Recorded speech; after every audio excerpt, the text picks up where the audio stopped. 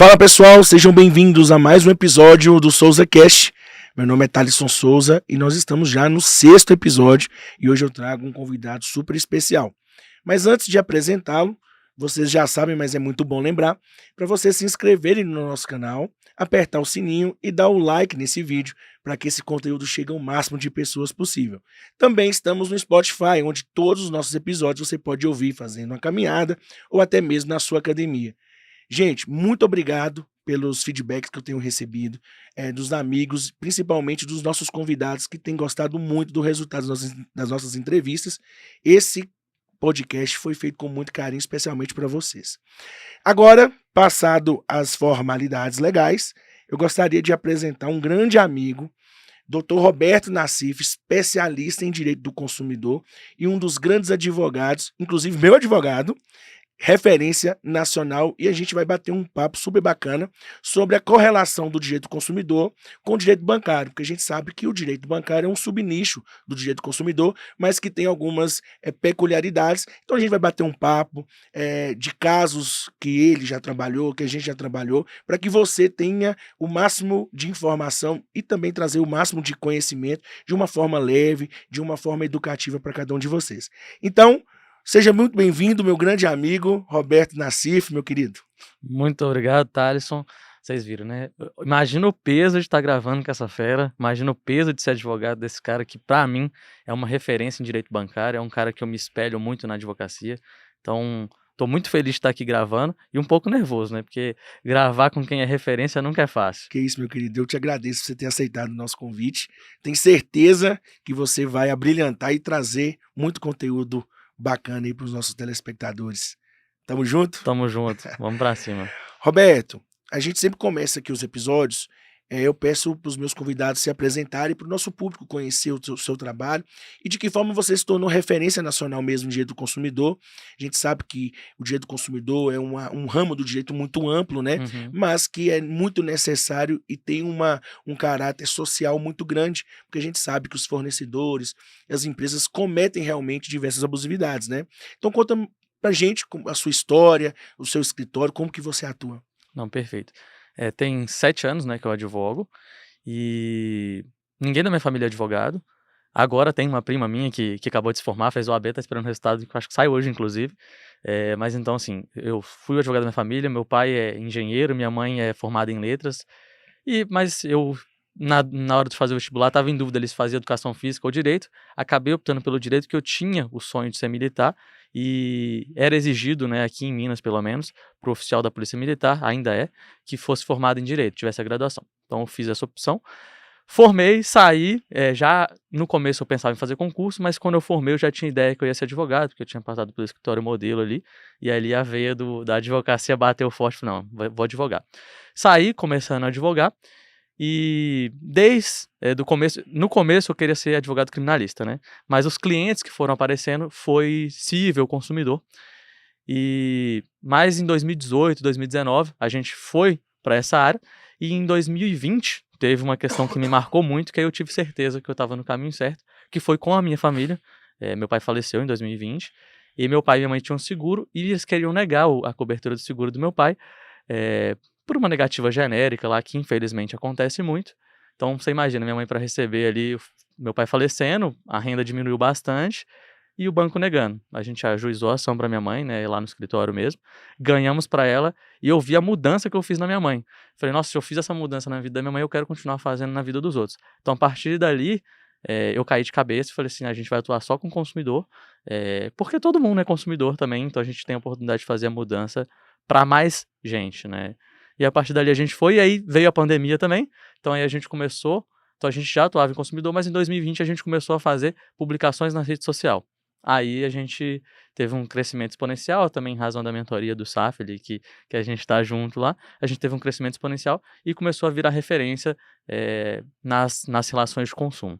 Nacionalmente, E né? nacionalmente, isso. Realmente, a pandemia, apesar de todos os pesares, né? Quem estava no digital ali conseguiu realmente ter Isso. resultados significativos, né? A gente fica muito feliz, porque claro, a pandemia foi muito ruim, mas as audiências começaram a ser virtual, então a gente começou a se atentar para isso.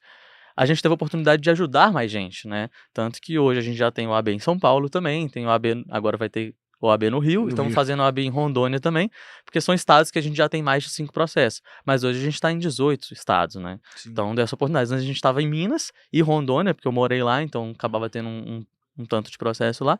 Mas hoje a gente está em 18. Então, assim, a oportunidade de ajudar pessoas ficou muito maior. Então a gente fica muito feliz com isso também. E a internet, ela trouxe essa possibilidade de acesso às pessoas, de informação, até mesmo de você conseguir contratar um advogado especialista naquela área, né?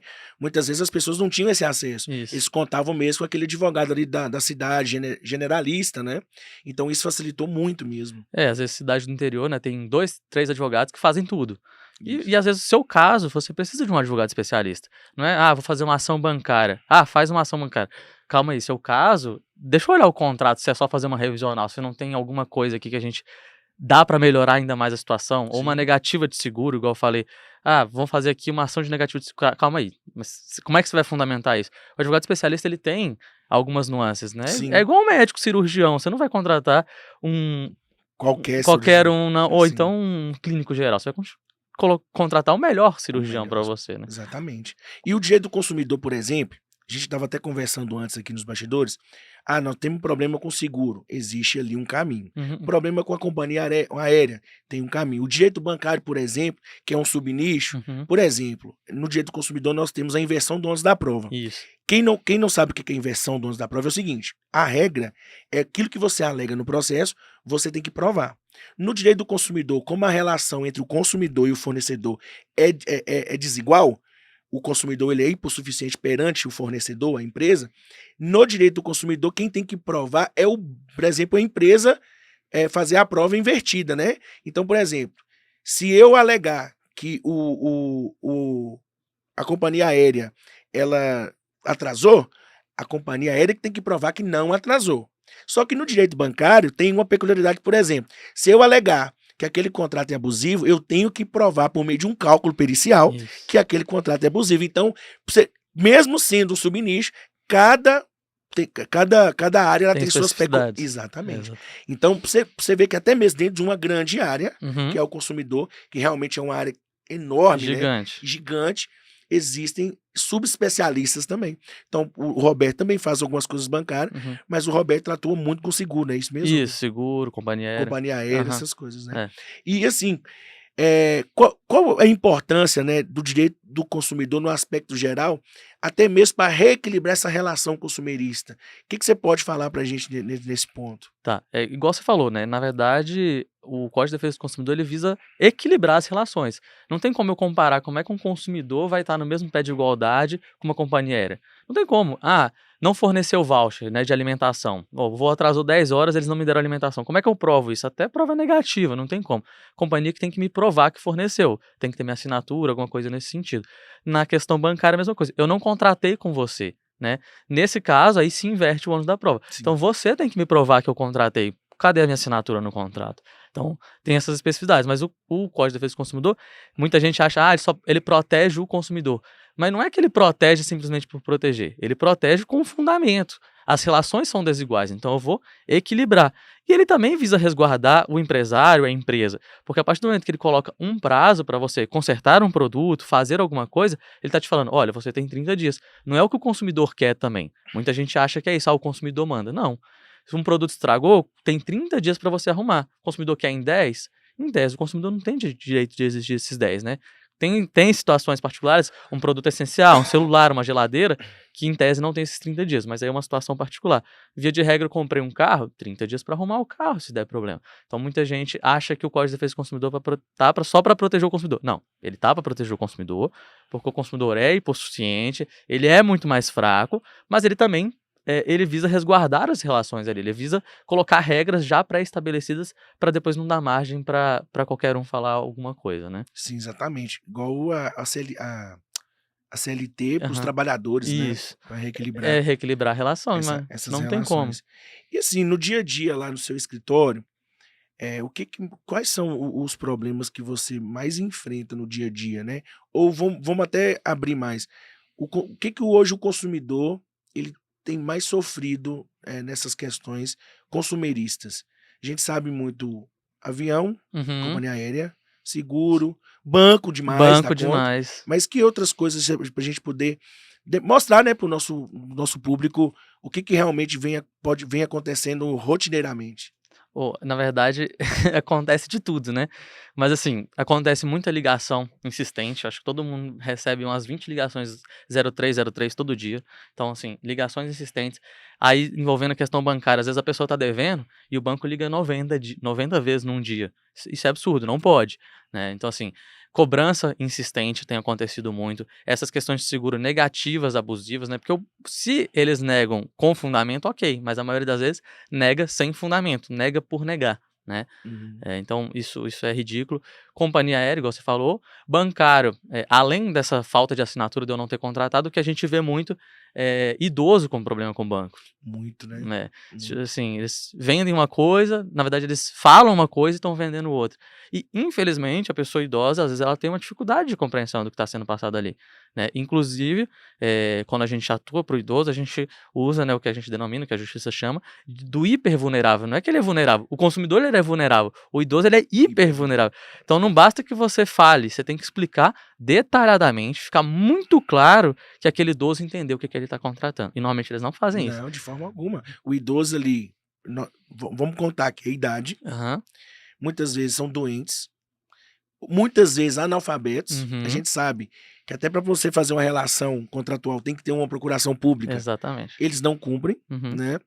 E a gente vê no dia a dia mesmo a infinidade de idosos que tem, por exemplo, não vou nem entrar em juros abusivos, não. Tô falando de tarifas mesmo Isso. embutidas sem contratação, empréstimos fraudulentos, né?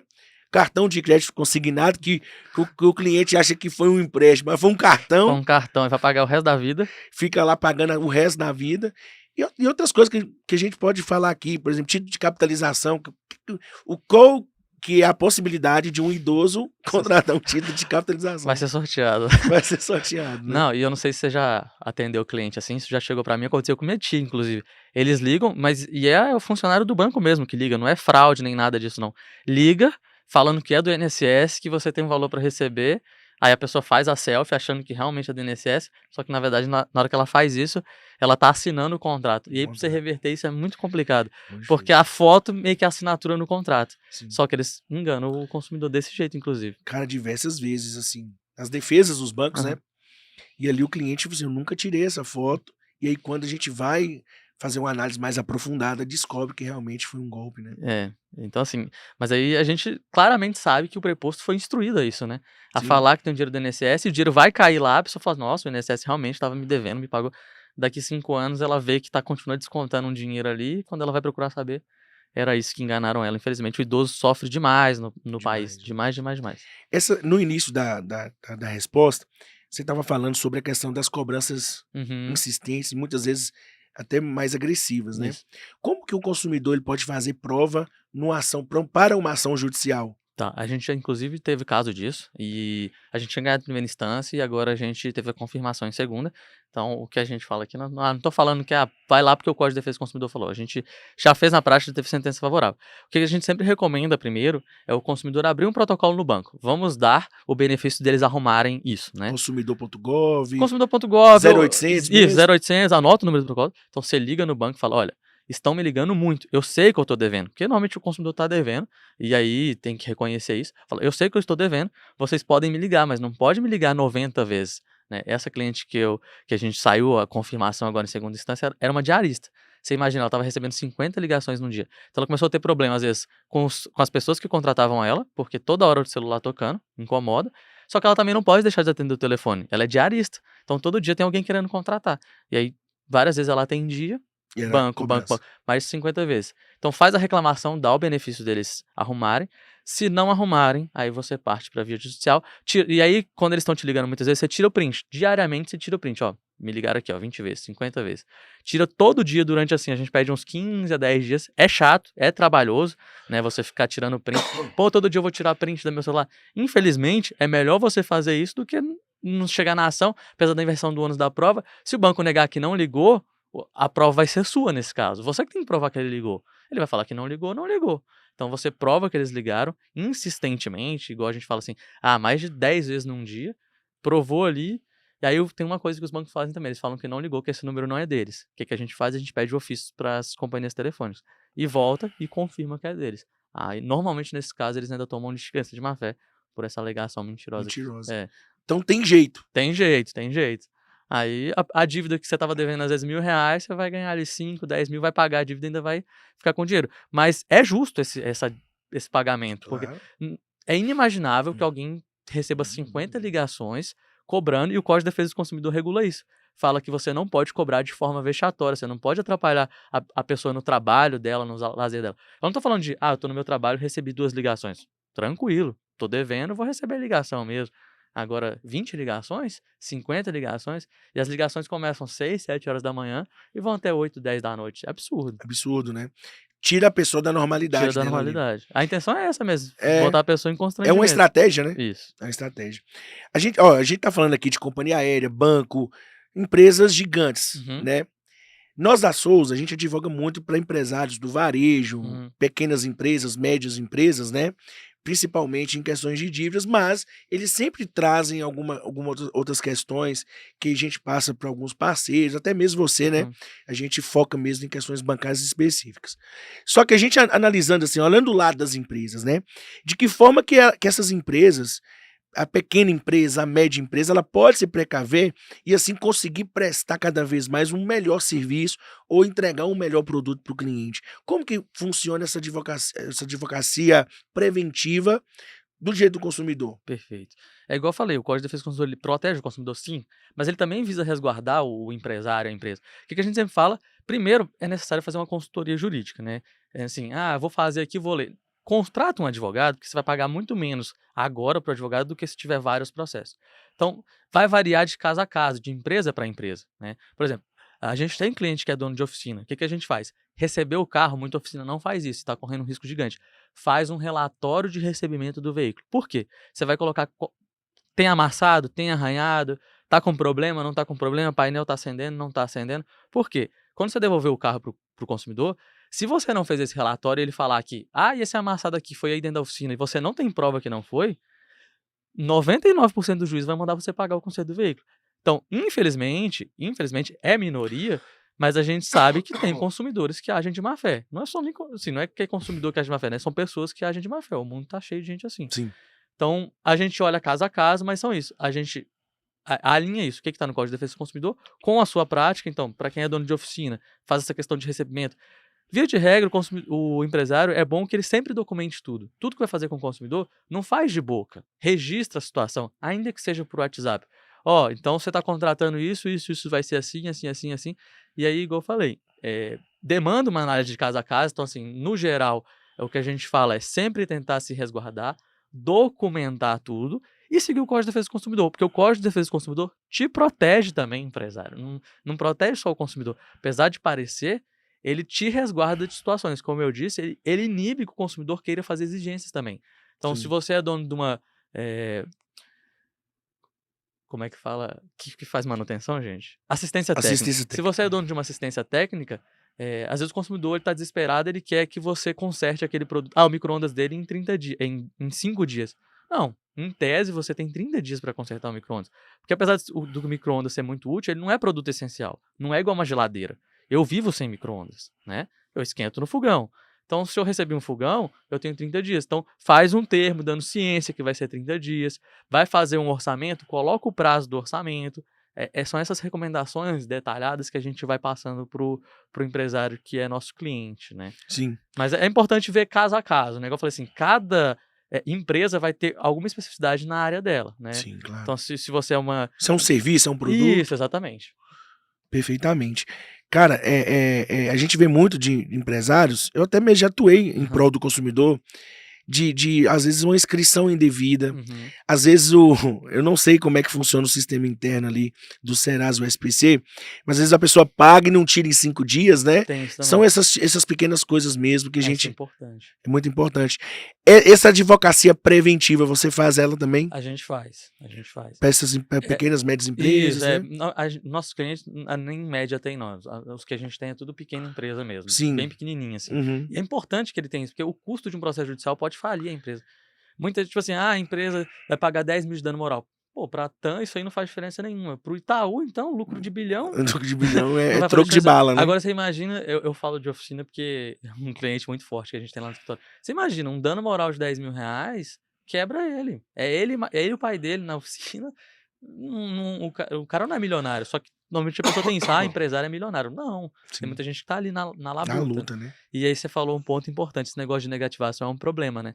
Realmente tem muita fraude. Então, para negativar, quando você é uma empresa pequena, é necessário às vezes se cercar de mais cuidados. Até isso a gente faz. Às vezes a gente procura essa pessoa, ver se ela tem processos judiciais. E aí a gente vê se a identidade que foi apresentada é aquela que está no processo. Se for a mesma, lindo, vamos negativar. Se não, a gente tenta achar a pessoa. O que a gente faz? Às vezes, manda uma notificação para a pessoa pagar. Às vezes a pessoa responde, às vezes paga. Se não paga, mas às vezes responde tentando negociar, a gente já sabe que é realmente aquela pessoa e negativa. Uhum. Porque quando você faz uma negativação indevida, não vai ter jeito. Negativou indevidamente, você vai ter que pagar a indenização. Então, para empresa pequena, às vezes é complicado. Então, é importante você investigar se realmente aquela pessoa que contratou você é a pessoa que está dizendo ser. Porque, infelizmente, tá muito cheio de fraudador. Infelizmente mesmo. É. Nós atuamos no direito digital, né, gente? Uhum. Nós estamos nos posicionados no digital. E nós, como advogados e empresários, a gente sempre procura trazer o máximo de informações, de criar até o mesmo podcast, de vocês me conhecerem, conhecerem o Dr. Roberto, porque a gente sabe que do lado de cá também existe muitos fraudadores, principalmente essas empresas aí que prometem descontos exorbitantes em contratos bancários. Toma cuidado, tá, gente? E muitas vezes quem leva o golpe é a gente. A gente também toma golpe. É normalmente quem leva. É porque a gente tem que tomar esse cuidado também. Sim. Lógico, nós somos escritórios sérios, empresas regulamentadas sérias, mas a gente também, como empresário, até mesmo você, empresário, que vende alguma coisa no digital, é um marketplace, né? Um e-commerce, alguma coisa do tipo, também se resguardar de quem está comprando de você. A gente não sabe quem está do outro lado, né? Exatamente. Eu entendo o lado do consumidor e provo para ele diariamente, através de conteúdo, que eu sou especialista, que o Roberto é especialista. Mas eu também falo isso com a minha galera lá. Vamos nos preocupar também até para quem está comprando da gente. Porque às vezes a gente pode estar sofrendo também um golpe ali, ou até mesmo uma manobra para talvez não honrar com honorários, enfim, né? Então é um jogo de via Isso. dupla, né? Nossa, eu tô tendo um ponto importante que eu acho que é importante falar, né? A gente tem esse cuidado de ver, tá, essa pessoa que tá chegando aqui pra gente tem fundamento no que ela tá falando. Então, assim, isso só valoriza o nosso trabalho também e contribui pro judiciário, né? Porque, infelizmente, né, tem muita gente querendo dar golpe na praça, tem muito advogado também fazendo as coisas de qualquer jeito e a gente tenta sempre falar assim, não, vamos tomar cuidado, vamos olhar isso. Então, quando a gente faz uma ação judicial, a gente faz com todo o cuidado possível, mostrando por que aquela pessoa tem direito. A gente não sai, a pessoa procurou aqui, vai fazer. E aí você tocou nessas empresas aí que prometem reduzir. E tem muito, cara. Isso aí é um outro golpe que, infelizmente, as pessoas acabam sofrendo, né? Verdade, tem muito mesmo. Inclusive. Elas estão na TV, inclusive. Então, exatamente. Já chegou vários clientes relatando. Eles vieram, me prometeram X, paguei Uhum. e aí acabou. Exatamente. Isso, infelizmente. Eu tô num grupo, tá? Me colocaram lá, tem 2, 3 clientes meus que criaram esse grupo e hoje o grupo tem mais de 300 pessoas. Eu vou até falar o nome da empresa, que eu não tenho problema nenhum em falar, a gente tem ação contra eles, que é a Mais Crédito. Os caras passam na Record e eles prometem na cara dura que vão reduzir. E a negociação é assim, não, paga esse boleto pra mim, em vez de pagar pro banco. Paga esse boleto pra mim, em vez de pagar pro banco, que eu vou negociar com o banco. Fica tranquilo que seu veículo não vai ser apreendido. Só que eles estão negociando com o banco. Enquanto eles estão negociando com o banco que sua dívida existe, o banco pode te negativar, pode ajudar a busca de apreensão. E todo mundo que tá lá nesse grupo foi assim. Pagou 5, 6 mil pra eles, nesse boleto, que em tese era pra pagar pro banco. Uhum. Foi lá, veículo apreendido, e agora já era. Sim. Aí é complicado. É complicado. E contra o banco você não vai ter o que fazer. Não. Assim, você pode revisionar os juros e tal, mas o fato deles terem apreendido porque você estava pagando essa empresa, não tem. Aí a gente tem que ajuizar ação contra essa empresa, cobrando danos morais. E consegue achar? Essa empresa, ela existe. Tem ela é solvente? Solvente. Eles pagam. Porque eu falei, estão inclusive na Record, né? Então, assim, é uma empresa muito grande, então se penhora, tem dinheiro na conta bancária por enquanto. Porque a gente sabe que o futuro é quebrar, né? Sim. É uma empresa fraudadora, uma hora vai quebrar. Sim. Só que, por enquanto, para eles está valendo a pena e a gente tem conseguido ajudar os clientes quando a gente tem essas vitórias. O que a gente fica, às vezes, um pouco desanimado é que muitos juízes dão dano moral muito baixo, 2, 3 mil. Deveria punir mais forte, porque inibiria essa atuação. Eu concordo, principalmente contra banco. Exatamente. A gente vai entrar ainda mais aprofundadamente no direito bancário, mas eu acho que se o Poder Judiciário tivesse uma conduta mais rígida, porque as abusividades normalmente elas são as mesmas, de forma que o banco tem os melhores especialistas de análise de risco e tudo mais, se você colocar na balança, vale a pena a ilegalidade. Vale a pena fazer errado. É triste a gente falar sobre isso, né? Porque se você coloca uma tarifa, por exemplo, você tem 10 milhões de aposentados na região de Belo Horizonte, né? Não estou falando nem Minas Gerais.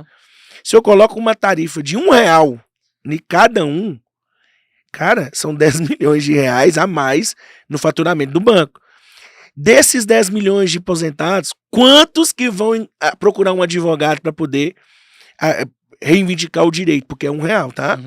Desses que vão procurar advogado, quantos que têm procedência? Exato. Desses que têm procedência, quanto que é de indenização? Se houver indenização, porque muitas vezes o juiz pode falar assim, é só R$1. É só R$1. Né? Há muito falam isso, né? Muitos. E é até legal você falar isso, eu tô lembrando aqui, logo que minha mãe começou a receber a pensão por morte do meu pai, ela já recebia a aposentadoria dela, ela teve muito problema com o banco. E normalmente acontece isso, né? Você começa a receber o benefício, problema. E aí ela até gravou, ela foi lá no banco lá que fazia o pagamento, tava fazendo fraude no benefício dela, que era pouquinho, tipo 10, 12 reais, muito pouco. E ela gravou e minha mãe não é advogada, tá? Igual eu falei, ela é formada em letras, mas ela falou essa frase, eu fiz questão de colocar no processo. Ela falou assim, eu não tô brigando aqui por minha causa. Eu tô brigando porque tem um monte de gente que não tem a instrução que eu tenho, eu tô vendo um monte de gente aí que é baixa renda, que não tem informação, que vocês vão estar dando golpe igual. E a gente na petição inicial fez essa conta. Olha, o banco tem X mil clientes. Se eles ilegalizarem com 10, 12 reais, quantos bilhões que dá pra ele lucrar em 10 anos nisso aí? Claro. E aí o juiz valorou isso aí no dano moral. Então, assim, é até interessante essas coisas, porque normalmente a gente não pensa nisso, né? Ah, 2, 3 reais, vou negociar com o banco aqui, eles vão tirar, tá bom, tá resolvido. Não tá resolvido. Porque eles estão fazendo isso com mais milhares e milhares de aposentados. E o engraçado, Roberto, que como a gente atua no Brasil inteiro, são as mesmas práticas de norte a sul, de leste a oeste. E nós temos o quê? Hoje o Brasil, ele deve ter só de aposentado uns 70 milhões. Ou mais, né? Ou mais. Então, assim, nós estamos falando só de um produto específico. Vamos colocar o aposentado e pensionista. Fora outros produtos, por exemplo, financiamento. Empréstimos consignados, empréstimos pessoais, o superendividamento, né, que é aquela oferta exagerada de crédito, né, exacerbada, sem filtro nenhum. Já pensando que a pessoa vai ficar em dívida, porque o banco lucra, tá, quando você tá devendo. Não, e ele gosta do devedor. O banco não gosta de quem paga em dia, não, porque não gera lucro exorbitante pra ele, né? Exatamente. Quando você fica devendo cartão de crédito, pagando a fatura mínima, é o que o banco mais gosta. É o que o banco mais acha maravilhoso. É quando renegocia a dívida, né? Perfeito. Porque quita a dívida atrasada com todos os seus juros de mora e juros remuneratórios, e aí você adquire um novo empréstimo do zero, portabilidade. Portabilidade sem... a pessoa nem sabe de onde saiu. Nossa, a gente tá com um caso de portabilidade lá, que eles aceitaram a portabilidade, na hora que a pessoa bateu lá, negaram. Ela teve que voltar pra trás e o banco botou os juros lá em cima ainda. Então assim, até isso acontece, tá? O banco, depois que ele fez uma proposta, ele vinculou e você aceitou, ele não pode também negar, não, agora, o que a gente analisou não vai querer você mais, não. Então assim, a gente fica abismado com algumas coisas que a gente vê, né? E cada vez pior, né? Pior. Ô Roberto, vamos entrar agora, assim, nessa questão do direito bancário mesmo. Perfeito. O que você e o seu escritório tem atuado hoje no bancário? Tá. É porque, né, gente, repetindo, direito bancário é um nicho do consumidor, tem algumas coisas muito específicas, como eu expliquei no início, mas o Roberto atua naquilo que vai ali de encontro com as especialidades dele. Isso, perfeito. Por exemplo, a gente faz muito lá no escritório, tá? RMC, tá? Depois acho que a gente pode explicar o que é RMC. Sim, vamos falar um por um. Tá, pode ser. Então. Pode ser? Pode ser. Beleza. RMC, o que mais? RMC, aí a gente faz muita negativação indevida também. Top. Tá? A gente faz revisionais, mas não tantos, né? Quando a gente, tipo assim, se for muito específica, que revisional é um produto específico. Se for Crefisa, então... A gente normalmente passa pro Thaleson, tá? Só que tem alguns casos que o juros abusivo é muito evidente. Crefisa. Isso. Me processa. Juros de 900% ao ano, é 1000%. Isso é ridículo, gente. Crefisa e Agibank. Corre! Agibank, a gente tem muita ação contra eles. Muita, mas assim, de rapadinjada. Porque é o seguinte, além de você conseguir a restituição dos valores pagos a mais, se o contrato estiver em aberto, você tem a possibilidade de quitar ele com 90% de Isso, desconto. exatamente. E é porque realmente os juros ali é muito, muito alto, né? E teve o julgamento do STJ, né, que agora, basicamente, depois de 2021, a restituição, a maioria dos juízes estão dando em dobro, né? Sim. Então, isso tá um A pouco... gente pede em dobro, Isso. até um dano moral. Aí eles falam, não, até 2021 vai ser simples, o que foi depois de 2021 em dobro. Tá bom, ok. tá ok, exatamente. Com juros, correção monetária. Mas, então, assim, muito que a gente tem é RMC, negativação indevida e essas revisionais exorbitantes. Perfeito. Vamos passar uma por uma? Vamos passar uma por Então uma. vamos lá. RMC. Tá, RMC, explicando para quem não entende de forma bem simples, basicamente é um empréstimo que eles fazem, só que vinculado ao cartão de crédito. Então a pessoa, ela recebe um cartão de crédito, ela faz o saque desse valor, tem aposentado que nunca nem fez o saque. Nunca recebeu o cartão? Nunca recebeu o cartão, a gente tem alguns casos desses, inclusive. É verdade. Aí a pessoa faz o saque e a partir desse momento ela vai pagar a fatura mínima do cartão. Aí que tá a sacanagem, porque ninguém entende. Mas por que o pagamento é infinito? Porque o empréstimo você deveria pagar R$100 da parcela, só que vem na fatura 70, 60. E aí essa parcela sempre vai ficando em atraso, vai gerando juros de cartão de crédito, que é ridículo, é abusivo. Então ela se torna uma dívida impagável pro aposentado. E aí ele usa o cartão, achando que é um cartão de crédito, porque é isso que venderam para ele. Aí o banco vem na defesa falando isso. Não, mas olha, ele sabia, tanto que ele usou o cartão, tanto que ele fez o saque. Calma aí, ele usou o cartão porque ele achou que era um cartão de crédito. E ele sacou porque achou que era um empréstimo, são coisas diferentes. Cadê a prova que ele tinha ciência? E aí vem aquelas cláusulas genéricas que até pra gente às vezes é difícil entender alguma coisa. Sim. Letrinha desse tamanho. Bem pequena. As cláusulas estão de um lado e do outro, assim, é bem ridículo o jeito que eles fazem. Uhum. É para um aposentado que já tem dificuldade de leitura, que às vezes tem dificuldade de enxergar o que está escrito, e eles fazem isso. Mas o RMC é isso, um produto vinculado ao cartão de crédito, que é um empréstimo, mas é um empréstimo que acaba se tornando infinito. E aí tem um detalhe que pouca gente sabe, que a gente coloca nas nossas petições, inclusive, que tem uma instrução normativa, né, do INSS que fala que não basta que ele assine o documento. Na verdade, não é isso que ela fala. Ela fala que para o RMC, para o aposentado, para quem é beneficiário do INSS, consumidor, tenho que ter feito a solicitação expressa. E é nisso que a gente consegue pegar os bancos. Porque eles nunca têm essa prova de que foi feita a solicitação. Tem a prova, muitas vezes, que o consumidor assinou, que ele estava ciente do que era o produto. Só que essa assinatura a gente sabe, vem um monte de papel, ele assina.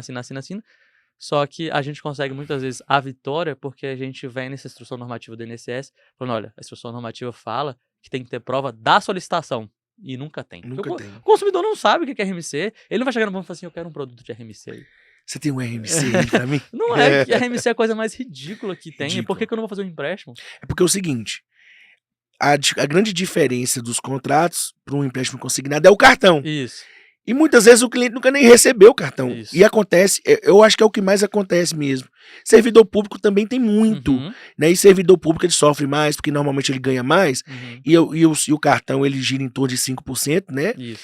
Então, assim, eu já tivemos casos lá de cliente com 5 anos, 6 anos, né? Desconto. Pagando e sem nenhuma previsão de terminar. Inclusive, o banco oferecendo propostas de acordo de quitação de 20 mil, 15 mil reais. Mesmo o cara pagando todos os anos, Já né? pagou tudo. Né? A gente até apresenta uma planilha, né? Demonstrando, olha aqui, ele pegou X, ele já tá pagando 10 vezes. Isso aqui tá com juros de X aqui, exatamente. Exatamente.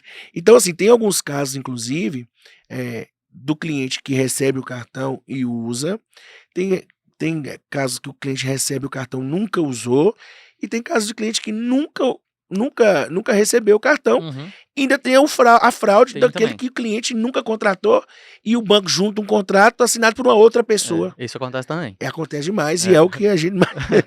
que é ótimo, né? É o mais tranquilo. É o mais tranquilo, que a discussão ela é mínima, né? O banco até muitas vezes oferece uma proposta de acordo. Né? Esse negócio da RMC tinha muita polêmica. Felizmente os tribunais, assim, nos que a gente tem atuado, muitos têm dado... O IRDR de Minas também tem o IRDR Minas em Goiânia, né? Em Goiás. Tem Súmula. Também foi julgado. Então, assim, os estados estão começando a se atentar para a situação. Né? O que a gente via é que era um produto muito novo, o juiz às vezes não entendia o que era, achava que era um empréstimo normal, e aí os advogados, é o que a gente fala, o advogado especialista foi entrando ali, foi explicando, desenhando, literalmente a gente faz um desenho na petição, igual você falou, a gente apresenta planilha, então assim, a gente despacha com o juiz e fala assim, excelência, é isso que está acontecendo. Imagina se o senhor tivesse pegado um empréstimo. E é isso, uma troca de ideias com o juiz mesmo. E aí eles começaram a entender por que é ilegal. Não é o fato de ser um empréstimo no cartão.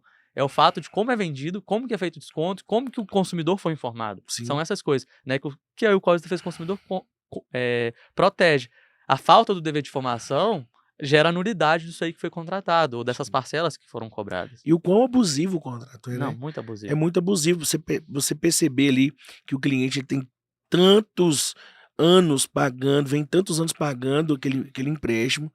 E assim, 90% dos aposentados, eles recebem salário mínimo. Uhum. E na atual conjuntura no nosso país, cara, um salário mínimo não dá para nada. Então, se você pega ali um desconto de R$ 70, isso faz muita diferença na vida desse cara. Não, quando a gente vai até colocando a pista gratuita, assim, chega. Dói mesmo. Você falar assim, o autor, né, o consumidor, recebe menos que um salário mínimo. E a maioria. Quando A tem maioria. RMC, aí você fala assim, nossa, menos de um salário mínimo, como é que essa pessoa tá vivendo? Na verdade, não vive, né? Então assim, então a gente, igual eu falei, a gente também fica feliz quando tá fazendo esse trabalho, porque a gente vê que tá ajudando alguém. Assim, vai ter gente ouvindo e falando assim, nossa, R$ 70, vai dar dano moral, vai receber. Gente, R$ 70, você compra comida pra uma casa, né? Pra quem Você recebe 1.300, você né? compra um arroz pro seu filho, compra um feijão. Então, assim, é muita coisa. A gente, quando ganha, né? Quando acaba o processo e para o desconto, ou quando vem eliminar, nossa, direto a gente recebe ligação dos clientes. Nossa, doutor, nem acreditava nisso. Porque também tem essa imagem, né? Nossa, vocês conseguiram ganhar do banco, o banco todo poderoso. Então, o cliente também tem esse, porque tem gente que tem medo de ajuização, mas isso vai me dar problema porque eu vou estar processando o banco. Eu falo, calma, você está no seu direito, você pode processar o banco, não tem problema nenhum. O doutor Só- vai ter problema na minha aposentadoria, Isso, né? porque é umas coisas que o gerente fala também. Sim. Se você ajuizar a ação, o banco vai cortar só não sei o que lá. Então, até isso eles fazem, um terror psicológico com o aposentado. Porque, igual ele falou, recebe um salário mínimo. Então, você pega, a pessoa que recebe um salário mínimo, normalmente a instrução é baixa ou nem tem instrução. Então, quando recebe uma mentira dessa, ela realmente pensa, pô, Itaú, Bradesco estão na TV, eu aqui, já na minha idade, vou querer... Não vou não, o gerente falou que eles vão pegar todo o meu dinheiro, eu não vou Sim. processar isso aí não, deixa eu descontar R$ 70, então. O percentual de pessoas que realmente reivindicam seus direitos na justiça é muito pequeno, né? Muito baixo. Muito baixo. Tanto que, igual a gente falou, vale a pena pro banco continuar cometendo as abusividades. Porque tem cliente igual a gente... muita gente não tem instrução, então a pessoa não sabe nem conferir o que tá descontando. Ela acha que aquilo ali é aquilo ali, pronto, descontou por causa do imposto de renda. Sim. Então tem esse problema também. Sabe uma coisa que a gente identificou também, atendendo esse público? A gente faz uma análise global. Uhum. Desde a pesquisa no SPC, Serasa, nós vamos conversar sobre isso, Bacana. sobre a negativação, e também o extrato bancário. E tem determinadas instituições financeiras que colocam realmente tarifas e encargos que não deveriam. Eu vou te dar um exemplo básico, por exemplo. O aposentado que vai receber o seu benefício, ele não tem a obrigatoriedade de abrir uma conta corrente. Uhum. Existe lá uma questão de parceria entre a instituição e o INSS, que é uma conta salário mesmo. Uhum. É uma conta benefício que fala. O cartãozinho vem com a bandeirinha do INSS. Então você ali pega seu benefício. Você não vai ter ali nenhum tipo de vantagem de produto, crédito, mas você não vai ter nenhum tipo de desconto. Uhum. Porque tem muito aposentado que sai da roça uma vez por mês, pega o seu dinheirinho e vai embora. Só vai na cidade para pegar o benefício dele e compra os remédios dele e vai embora. E aí o que a instituição normalmente faz? O gerente já chega a carta lá de concessão, automaticamente ele abre a conta corrente para bater as metas, certo? E daí já vai gerar o pacote de serviços. Exatamente. E aí quando você pega o extrato do aposentado, tem lá 3 movimentações: o crédito do INSS, o saque do benefício e o desconto da tarifa, que normalmente é 50 conto. É muito alto. Uhum. Isso é extremamente legal, né, Roberto? É ilegal. Para fazer qualquer abertura de conta, né, com taxa, o consumidor tem que anuir com essa cesta de serviço. Normalmente não tem. É um dos produtos que a gente acaba fazendo, que normalmente a gente faz vinculado justamente ao RMC. Eu acabei até esquecendo, mas é um outro produto, né? Porque normalmente a gente faz as ações separadas, tá? A gente ajuiza a ação de RMC e a ajuização de taxas. Para não virar bagunça, porque o RMC a gente entende que precisa dessa explicação maior que eu dei. E a ação de taxa já é mais fácil do juiz entender o produto, porque essa legalidade, de anos que acontece, infelizmente, o aposentado sofrendo. Mas é ilegal. O consumidor, ele não aceitou essa cesta de serviço, igual você falou. A conta dele tem que ser aquela conta básica, só para receber, a conta de salário. Essa conta salário, ela não tem taxa nenhuma. Infelizmente, o gerente vai lá e faz, o aposentado não vê, ou acha que é normal. Exatamente. Porque o gerente fala, não, é taxa da conta. Todo mundo faz assim. Infelizmente, é igual eu falei, as pessoas sem instrução são as que mais sofrem na mão dos bancos. Exatamente. E aí os bancos vêm criticar a gente que está processando. É só você parar de fazer ilegalidade, banco. A gente só tá aqui para defender o cliente, para né? de roubar o idoso que a gente para de ajuização. Simples assim, fácil de resolver, né? Exatamente. E mesmo que o banco junte um contrato assinado, nós estamos falando de um vício de consentimento. Então a gente demonstra para o juiz não justifica o aposentado que recebe já um salário mínimo que já é pouco, tem uma tarifa desse valor, muitas vezes alto mesmo, primeiro, porque ele não justifica, ele não utiliza. Boa fé, né? Ele não faz transferência, ele não emite, não tira extrato. Não tira extrato. Não faz nada. Mesmo porque tem até um mínimo, né? 3 extratos por 4 extratos por mês e tudo mais. Então, primeiro, não justifica um vício de consentimento e segundo, já existe uma conta gratuita para ele. Exatamente.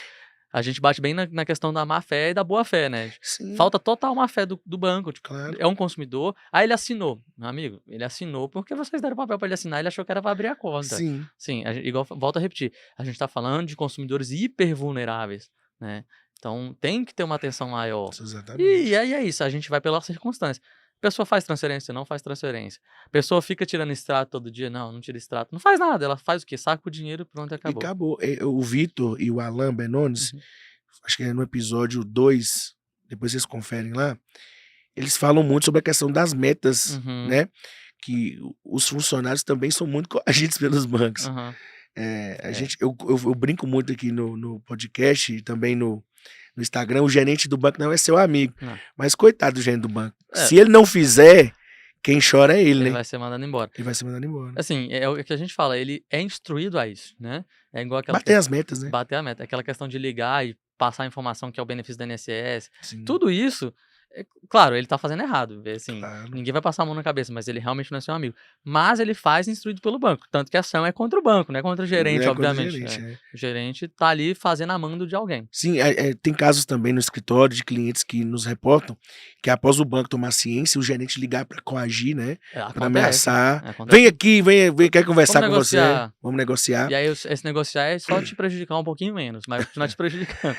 Outra coisa também para analisar ali no extrato, muitos seguros. Demais. Seguro cartão, seguro de vida, seguro residência, título de capitalização, que são produtos que são embutidos ali sem o cliente perceber. Né?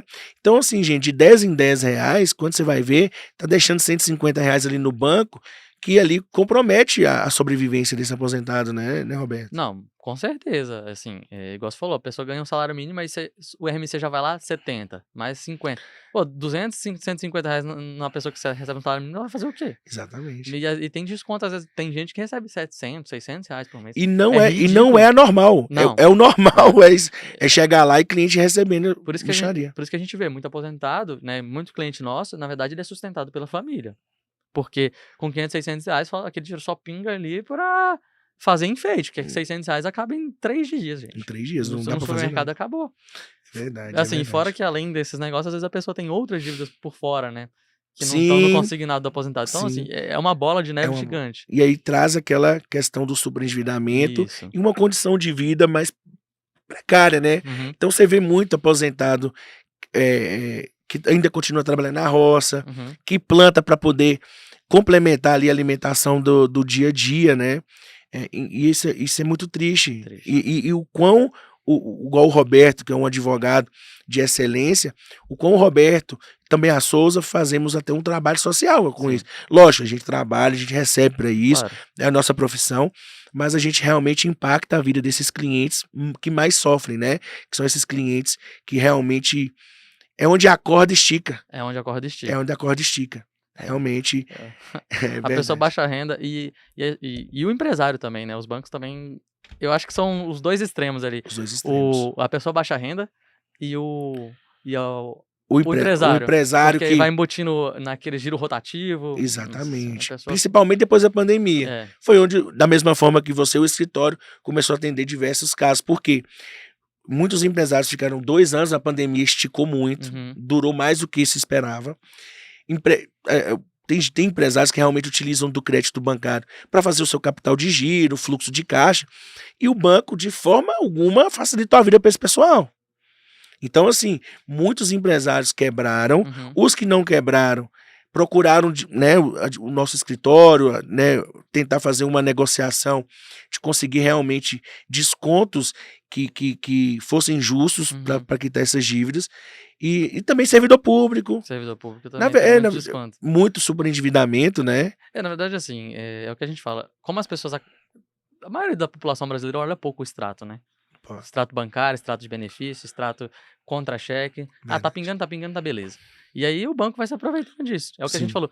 O banco tem ciência da ilegalidade. Tanto que muitas vezes o funcionário público, o próprio aposentado, se chegar lá e falar assim, mas eu não contratei isso, opa, vamos tirar. Mas não fala em reembolso, não não fala fala em dano moral, nada, fala nada. fala Aí a nada. pessoa acha que é isso que resolveu. Não, você tem direito de exigir o reembolso do que foi cobrado de você durante 3, 4 anos. Você tem direito de eventualmente exigir um dano moral, principalmente aposentado, volta a repetir, aposentado que ganha um salário mínimo, é quase que presumido o dano moral dele. Né? Sim, Você tirou R$ 70 por mês durante um ano, a pessoa, ela tem direito a um dano moral com aqui. Você certeza. prejudicou a vida dela, assim, com 100% de certeza. Verdade. Sobre as negativações, Roberto, como que você atua nelas? Tá. A gente fala de negativação do Serasa, mas muita gente não sabe também. A gente chama de negativação, né, que é o lançamento lá no registrato. Então, que a gente tem bastante. Ah, o prejuízo? Isso, o prejuízo. Ok. Aí acho que é bom a gente explicar isso também. Sim. Mas vamos falar do Serasa primeiro, tá? O que a gente pede para o cliente? O cliente nos procura falando que está com uma negativação indevida, a gente faz aquela apuração que eu falei. Realmente você não contratou, não contratei, e aí tem a questão da gente confiar, né? Mas a gente faz uma entrevista com o cliente, tenta buscar informações, vê se ele já teve outros processos sobre esse tema, se realmente ele não ajuizou alguma ação porque teve a dívida e na verdade teve uma negociação, mas a dívida continuou e ele interpretou errado. Então a gente faz uma busca apurada. Constatado, né, que a dívida é indevida, a gente pede para ele tirar não só o print do Serasa, né? No Serasa hoje você tem como você pedir um documento que o juiz estão exigindo, que é um documento oficial do Serasa. Uma certidão. Isso, uma certidão, que ela vai falar que você tem a negativação enquanto você tem, né? Aí nesse ponto a gente tem que olhar, ele tem outras negativações anteriores a essa que é indevida? Porque se tiver, não cabe dano moral, né? A gente explica isso para o cliente, importante falar, que a justiça entende que se você tem outras negativações devidas anteriores, não cabe dano moral. É possível fazer a ação? É possível, você vai tirar essa negativação indevida, ninguém é obrigado a ficar com o nome lá por uma negativação que não tem. Mas sendo indevida e não tendo nenhuma outra, ou tendo outras só posteriores, a gente ajuiza a ação pedindo a retirada e pedindo a indenização por dano moral. E aí a gente usa até uma tese lá, já até fiz vídeo no YouTube sobre isso, que muita gente não sabe. Ah, você negativou, você foi lá no seu gerente, ele tirou rapidamente, né? A gente já teve cliente assim, chegou no gerente, o gerente tirou. Ah, então eu vou ajuizar a ação? Vai, você tem que ajuizar por um motivo muito claro. Seu score, ele estava em 900, ele abaixou para 500. Quando ele tira, ele não volta para 900. Ele sobe rapidamente para uns 600, 700, mas você está tendo um gap de perda aí. Então, por isso você pode, porque seu score rebaixou. E aí que tá o pulo do gato que as pessoas não se atentam. Não se atentam. Quando você vai fazer um financiamento, se o seu score é 900, seus juros é 1. Seu score é 500, seus juros é outro. Então, quando o banco te negativou indevidamente, mesmo que retirou e subiu um pouquinho, você vai ter um prejuízo futuro se você for fazer um financiamento. Então, a justiça entende que mesmo tendo retirado, rapidamente, se inseriu e ficou lá, apareceu para todo mundo, cabe dano moral. Porque o dano ocorreu. Já correu, já tá concretizado. Seu score rebaixou. Verdade. Aí a gente pede ofício pro Serasa, né? Porque o consumidor não tem como fazer prova de que estava negativado anterior. Se ele só viu, não tirou esse documento que a gente está falando, o juiz não costuma aceitar só o print. Sim. Aí a gente pede para o juiz oficial Serasa, porque o consumidor não tem como fazer pesquisa passada, né? O consumidor não consegue fazer essa pesquisa de negativação. Mas o Serasa vai e informa, não, teve negativação nessa data relativa ao contrato tal dessa empresa. Só um ofício. É um ofício. Um ofício. Como a gente pede como prova no processo, Sim. vai o ofício, responde, está concretizado o dano e o juiz costuma arbitrar o dano moral aí em razão disso. Então a gente sempre recomenda ir no banco pedir para retirar, porque vai resolver mais rápido. Aí tem banco que vai negar, aí a juização pedindo eliminar. Se tirou, você vai fazer a ação só pelo dano moral. Mas Sim. a gente atua dessa forma aí, fazendo essas pontes aí. O registrado que você falou é muito interessante, porque lá no registrado, quando a gente pega, tem lá a dívida, a vencer, vencida e prejuízo. A dívida em prejuízo, ela te bloqueia de um monte de coisa, né? De você pegar crédito e tudo mais. Só que 90% dos casos desse prejuízo são dívidas que já foram renegociadas, né? Ou pagas e não retira. Aí é o mesmo efeito da negativação indevida, né? Mesma coisa. A gente atendeu um cliente ontem. A gente já tem uma ação com ele, pro Bradesco, de negativação indevida. Porque tá descontando, ele ajuizou uma ação, tá descontando o benefício dele. Não sei por que o banco, quando teve a eliminar lá, interpretou que não tinha sido pago, só que foi feito desconto na conta dele. E aí negativou. E aí, só que agora ele teve uma outra negociação também com o Bradesco. Ele estava realmente devendo essa questão depois dessa ação aí. Ele estava devendo, negociou com o banco e pagou. Eles lançaram a 4.400 e alguma coisa. Só que ele negociou com o banco. A partir do momento que o banco propõe um acordo, você pagou o acordo, você não deu prejuízo para o banco. Internamente, no balanço, eles podem tratar como prejuízo, mas não lançar no registrato, que é o que eles fazem. O registrato é informação pública. E esse cliente nos procurou, ele só descobriu isso porque ele foi fazer um financiamento no Itaú. E o Itaú falou, não, você tem um apontamento aqui no registrato, vamos negar. E aí, normalmente eles não fornecem, né? A gente que pede para a pessoa entrar, ou a gente entra e busca. Mas a gerente dele tirou foto, inclusive mostrou lá a informação. Falei, não, ajuização. E tá lá, prejuízo, 4.400 e pouco. Mais uma ação contra o Bradesco, porque foi lançado prejuízo, sendo que ele tinha feito um acordo. Então é isso. Se você está devendo, eles podem lançar como prejuízo, não tem problema. Agora, se você está devendo 100 mil, fez um acordo de 10, eles não podem lançar o prejuízo de 90. Não existe. Você não deu prejuízo. Acordo é acordo. Acordo é acordo. Então, se lançou como prejuízo, tá lá, equivale a uma negativação indevida. O fundamento é o mesmo. E aí você tem direito a uma indenização por dano moral também. Maravilha. Eu tenho uma cliente servidora pública que ela não conseguia nem cartão de crédito. Nossa. Mesmo tendo uma receita boa. E não entendia. Aí eu matei essa charada. Fui lá no registrado. Aqui, você deveu... Tava devendo esse banco aqui? Não, sim, mas eu fiz uma negociação e quitei. Ah, meu amigo. Fomos pra cima. O Luiz me indicou um cliente também, tá, com o Banco Omni, o cliente também tinha feito acordo. E aí agora a gente fez um acordo pra eles pagarem o dano moral pro cliente. Luiz Sampaio? Não, o Luiz de Trânsito, Luiz Guilherme. Ah, o Luiz Guilherme. Grande abraço, Luiz. Luiz Sampaio, Luiz Guilherme, um abração pra Luiz vocês. Guilherme é fera. Acho que fez um acordo em 4.800. Então a juização, em menos de um mês, o cliente já vai receber o dinheiro. E vai limpar. Não, já tirou. Já tirou, resolveram, já tá resolvido. E é isso. Aí você vê, o banco, inclusive, fez um acordo. O banco tanto tá ciente da ilegalidade que foi lá e fez um acordo pra pagar o dano moral. Perfeito. Por fim, assim, pra gente passar ali um pente na questão das revisionais abusivíssimas, né? Dos nossos queridos Crefisa de Bank. Não me processem. Cara, como é que vocês atuam nisso aí? Depois você pode falar das revisionais mais específicas pra você mostrar que tem jeito também, mas... Sim. Né, acho que é interessante o pessoal falar. Mas essas que são muito abusivas, a gente pega o contrato e tá claro ali a abusividade, né? Claríssimo. É igual a gente tá falando assim, só para as pessoas entenderem, tá? Não é porque os juros muita gente nos procura às vezes com esse problema. Ô doutor, comprei um carro e tô pagando 2 vezes o carro. O normal é que você vai pagar e isso não tem nada de abusivo, gente. O banco ele tem que ser remunerado por estar correndo o risco de estar emprestando dinheiro para um monte de gente. Ninguém vai emprestar dinheiro gratuito. Só que tem uma taxa média de mercado, né? Então, eu, o Thaleson, o Zé, vamos supor que só que são os bancos, né? Todo mundo tá emprestando dinheiro. Então é o Itaú, o Bradesco, todo mundo empresta dinheiro. O Banco Central ele faz esse compilado e vê, tá, todo mundo emprestou dinheiro aqui, é 2% ao mês, certo? E aí, para a justiça, se o banco cobra até 3%, que é o que eles cobram mais, 1,5 vez que eles cobram, né, daria 3%, né, isso mesmo, né? E se eles cobram até 3% ao mês, estaria regular, não tem problema nenhum. Só que aí esses bancos vão lá e a taxa média tá em 2, você poderia cobrar 3. Eles vão lá e cobram 50%. Então, assim, nesses casos a gente faz a revisional e aí a gente analisa o contrato para ver se não tem nenhuma outra venda casada. Sim, claro. Né? Porque, o seguro prestamista. Isso, normalmente embute seguro de carro de quem nem tem carro. Sim. A gente já pegou seguro de casa, sendo que a pessoa, tipo assim, não tem... já tem outro seguro, porque quando fez o aluguel já tem. Então, assim, são os seguros mais abusivos ali. A pessoa não queria fazer... Várias vendas. Eu assinei seguro de casa, eu nem sabia. Tipo assim, tô fazendo um financiamento de carro, tô assinando seguro de casa. Aí tem o seguro do carro também, tem seguro de casa.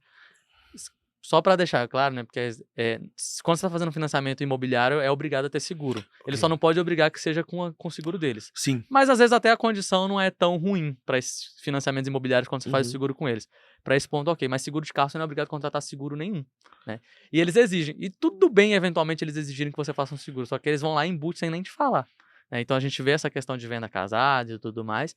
Mas lembro, né, a única opção de obrigatoriedade é no seguro do imóvel.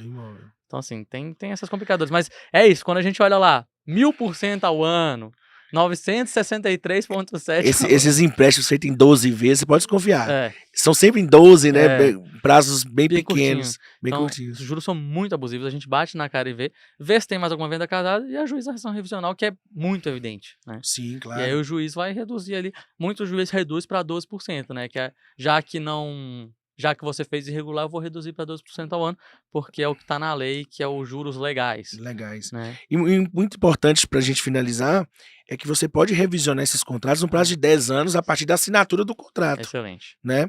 Então, mesmo que aquele contrato esteja quitado, Uhum. se você o firmou até 10 anos, você pode ter esses valores restituídos e ainda corrigidos É monetariamente. até importante falar isso. Muito cliente chega pra gente achando que não tem como mais, porque muito advogado fala que é 5 anos.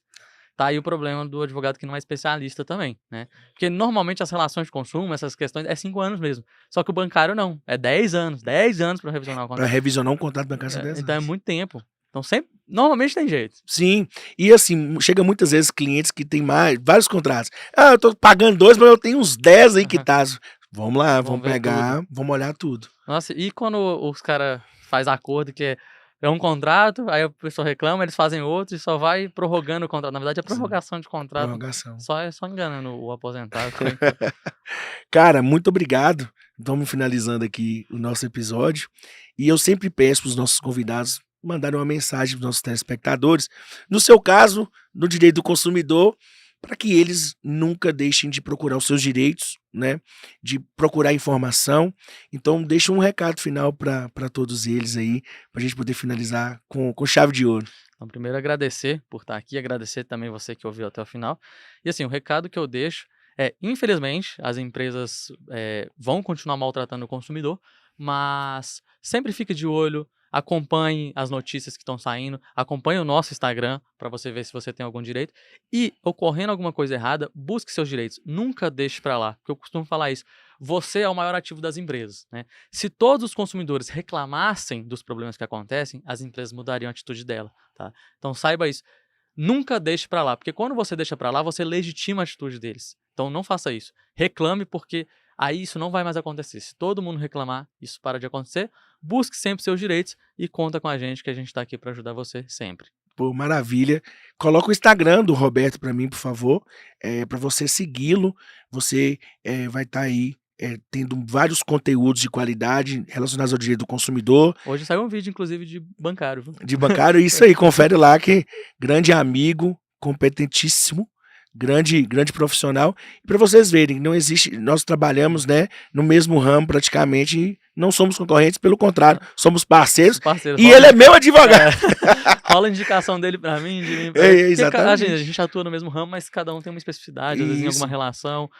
O Thalisson entende muito mais desses juros que não são tão abusivos assim, então ele tem muito mais especificidade, a gente não vai atuar nisso, passa para ele com toda certeza. E eu confio demais nele. Ele é o melhor pro cliente, né? Claro, com certeza. Sempre o melhor pro cliente mesmo que a gente unimos as forças para que a gente consiga principalmente trazer um resultado para os nossos clientes. Isso é o que importa. Isso é o que importa. Que o cliente saia satisfeito. E que os bancos fiquem com raiva da gente. Exatamente. Que notifique a gente, que xingue a gente. Exatamente. Tá tudo certo. Nós não vamos parar, é só o começo. Só o começo. Roberto, muito obrigado, tá? Pela presença, por você ter aceitado o convite. Eu que te agradeço. Acho que fiquei um pouquinho nervoso aqui, ficar perto dessa fera, mas acho que deu. É isso, foi perfeito, foi maravilhoso. Muito obrigado, tá? Eu que te agradeço, muito obrigado. Tamo junto. Para você que assistiu, acompanhou mais um episódio do Souza Cash, eu queria novamente, né, pedir a todos vocês que se inscrevessem no canal, clicassem no sininho e também desse o like e compartilhe também com seus amigos para que esse conteúdo maravilhoso do Roberto chegue ao máximo de pessoas possível. Vou pedir novamente para o meu editor colocar aqui embaixo o meu Instagram pessoal, o @TalisonSouza, o Instagram do escritório, @Escritório Souza Advogados, e também do Roberto Nassif, para você nos seguir e acompanhar o nosso conteúdo. Vocês não perdem nada em acompanhar a gente, que a gente está sempre trazendo, né, Roberto? Vários conteúdos de qualidade. Perfeito? No Spotify também você encontra todos os nossos episódios ali para você escutar de qualquer lugar, fazendo uma caminhada ou até mesmo na academia, para você não perder nenhum conteúdo do nosso canal, beleza?